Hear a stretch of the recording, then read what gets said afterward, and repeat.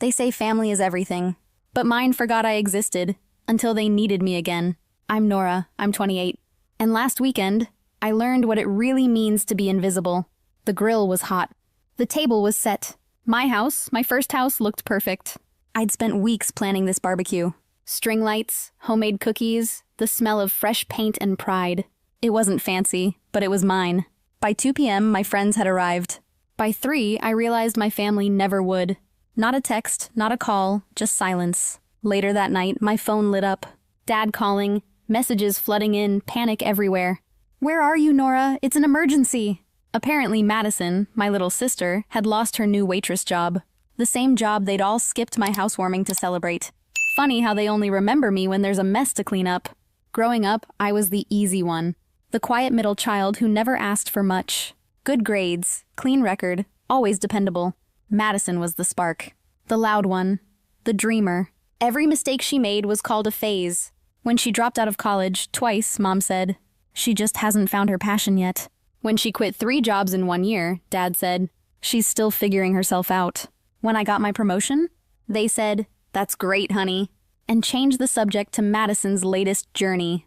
It's like every light in the family home pointed at her, while I kept the power running in the dark. I worked since I was 16, paid my way through college, saved every dollar for that house. 4 years of saying no to nights out, to vacations, to anything that wasn't rent or savings. And still, somehow I was the selfish one. Because I didn't need help. Because I didn't demand attention. Because I didn't make chaos. When I bought the house, Mom said, "Make sure you get good insurance." Dad said, "That's great, honey. Did you hear Madison's new plan?" Sometimes I wonder if they even see me at all. At birthdays, I'm the one behind the camera. At dinners, I'm the one refilling glasses, not the one toasted. And every "we're proud of you" sounds like a reflex, not a feeling. I used to tell myself they just showed love differently, but maybe they just ran out of love by the time they got to me. Easy. If being invisible is easy, then I guess I've had it easy. I wasn't the easy one. I was just the one they never had to clean up after. That night, after everyone left, the silence in my new house felt alive. You know that kind of silence that hums? The one that makes you hear your own heartbeat? That was me, sitting on the kitchen floor, a plate of untouched cookies beside me. Out of habit, I opened Instagram. Madison's face filled the screen, smiling in her crisp white uniform. Our parents beside her, wine glasses raised. "Proud of our girl," Mom's caption read. Hundreds of likes. Comments from cousins, coworkers, even our old neighbors. My thumb froze. They were all together, at her new restaurant. At the exact same time, I was flipping burgers alone in my backyard. I checked my texts again, nothing. Then Jake's words came back to me. "Didn't you see it in the family chat?" Family chat. A chat I wasn't part of. I scrolled through Madison's photos until the algorithm stopped recognizing my grief. Every post, a shrine to her new chapter. Every comment, a chorus of applause. I looked around my living room. The couch I'd bought secondhand. The walls still smelling like paint. The small string lights I'd hung myself. And suddenly, the pride I'd felt turned into something colder. It wasn't just that they forgot my barbecue. It was that they'd built a whole celebration without even realizing they'd erased me. Maybe they didn't mean to leave me out. Maybe they just forgot to remember me. I sat there for hours, replaying old memories like home movies. The graduations they almost missed. The birthdays they forgot until the next day. The way Mom always said, "You're so strong, Nora." As if strength was something I'd chosen instead of built out of neglect. And Dad, he never looked disappointed in me, but he never looked proud either. Just neutral, like I'd become furniture in my own family portrait. I used to think love meant patience, that being the stable one was something to be proud of. But what if it just made me invisible? Scrolling back months, I saw it everywhere. Every family post had Madison's name. Every comment thread was a parade of praise. My name showed up like a ghost, an afterthought. The more I looked, the more a strange calm settled over me, like I'd finally stopped begging for a language they'd never learn. That night, I didn't cry. I didn't text anyone. I just closed my phone, turned off the lights, and whispered, "I see it now." It wasn't anger anymore. It was clarity, cold, steady, and final. The truth didn't break me. It just removed the blindfold I'd been calling love. My phone wouldn't stop ringing. Dad, Mom, Jake, even Madison, all demanding the same thing, that I drop everything and rush to fix her mistake. At first, I just stared at the screen. Then I laughed. A short, bitter sound that didn't feel like me. I let the phone buzz until it went quiet. Then I turned it face down and went back to seasoning the grilled vegetables I'd planned for dinner. The sizzle from the pan was the only sound in my house. My house. The one nobody cared enough to visit. When Dad finally got through, his voice was sharp. Nora, you need to come right now. Madison's in trouble. She might lose her job. Why? She got into it with her manager. Said something online. You're good with people. Maybe you can smooth it over. That's when I felt something click in my chest. Dad, I said quietly. You skipped my housewarming barbecue to take pictures of Madison at work. You didn't even tell me. And now you want me to drive 40 minutes to fix her mess? No, I'm not coming. He went silent for a long time. Then came the sigh, heavy, disappointed, familiar. You're being dramatic. And click, the line went dead. I stood there for a long time, holding my phone, feeling the echo of that word. Dramatic. The family's favorite label for anything they didn't want to face. It used to hurt. Tonight it didn't.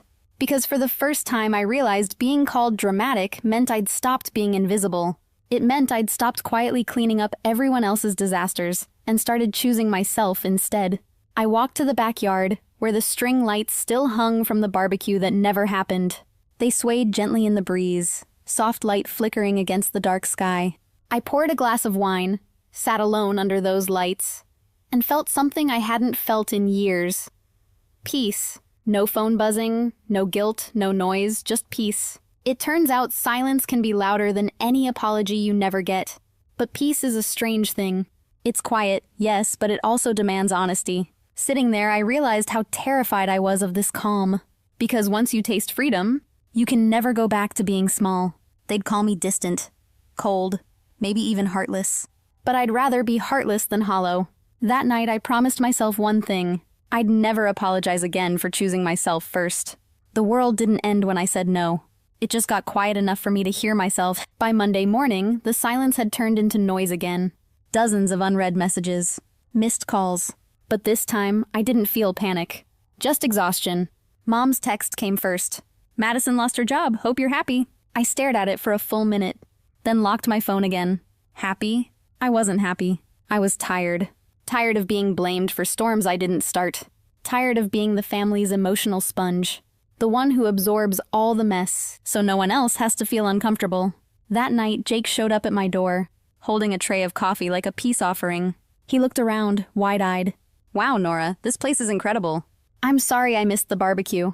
I folded my arms. You didn't just miss it. You all skipped it. Big difference. He nodded slowly. I know. And I came to tell you something. Madison didn't lose her job because of a customer. She got fired because she spent her shift taking selfies. When the manager told her to stop, she posted about him online. Dad thought maybe you could go talk to him. You know, fix it. I let out a sharp laugh. Of course he did. Jake grimaced. Yeah, it was bad. She tagged the restaurant Nora. Half her followers spammed the place with hate comments before she even clocked out. So that was the emergency? He nodded. They thought if you came down, you could smooth things over. You're the reasonable one. The words stung more than I wanted to admit. Reasonable one. Translation. The one who cleans up the chaos. The one who never says no. Well, I said softly, the reasonable one has retired. Jake looked down. Shame clouded his face. I think you're right to step back, he said. You've carried this family for too long. It was the first time anyone had said it out loud. And hearing it made something inside me crack, in a good way. For once, someone saw it. Not just my achievements, but my exhaustion. When he left, I sat by the window, coffee in hand, watching dusk settle over the street. My phone buzzed again. Another text from Mom. Family dinner Wednesday. Dad's grilling. Please come. I typed 3 words. Not this time. Then I muted the group chat. The world didn't end. The sky didn't fall. The only thing that broke was the cycle. But in the quiet that followed, I realized something deeper. Peace isn't loud. It doesn't shout or demand attention. It just sits beside you, like a weight finally lifted. And for the first time in years, I didn't feel like the problem to be solved. I felt like my own person. No fixing, no performing, no apologizing for being tired of it all. Just me, breathing. They'd called me dramatic, cold, selfish.